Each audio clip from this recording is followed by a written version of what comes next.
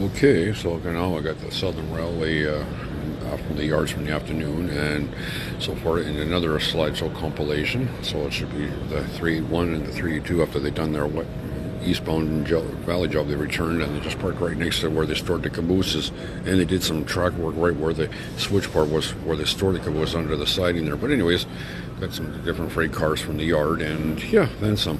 So should be interesting. And they got some CPKC near the end of this reel, and then the Alex Fraser Bridge and the Queensboro Bridge from in this early morning shot with the way how the clouds from in the early morning caused a kind of a funky looking coloration in the sky. So it looked interesting. So atmospheric thing anyway.